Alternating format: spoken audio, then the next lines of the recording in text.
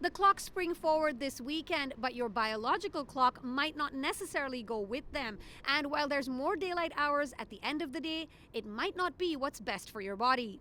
Our central clock is in the base of the brain in the hypothalamus, and it gets light directly from the eyes straight out to that little brain center. That controls the clocks all over the rest of your body. Professor of biology at York University, Patricia Lakin-Thomas, explains that the biological clock is set as per the sun. And normally, we want to see light at sunrise, sets our brain clock to light. Then it sets the rest of the clocks in the body, and everything is synchronized, and we can digest our food at the right time, and our muscles are ready to go, and our hormone levels are doing what they should do. When we spring forward into daylight saving time, she says we put the body into a jet-lagged state, waking it up at a time it's not ready to. Think about what happens when you feel jet lag.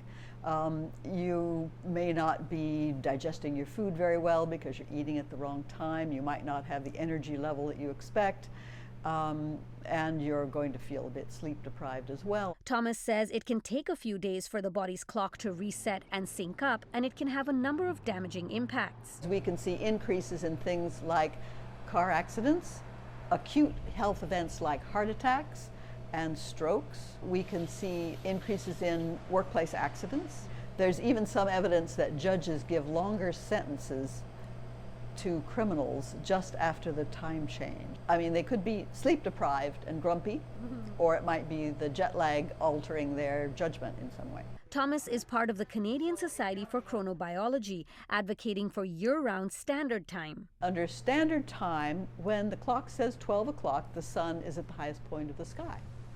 And we want to put our body clocks in sync with the sun. In the meantime, Thomas says there are a few things you can do to make the transition to daylight saving time a little smoother. I think the best thing to do is get out in the morning and get the sunlight. Get your brain synced with the sun as soon as you can early in the morning at sunrise.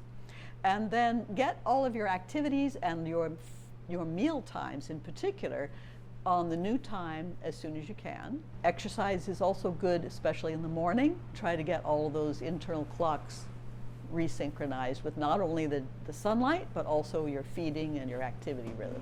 Dilshad Burman, City News.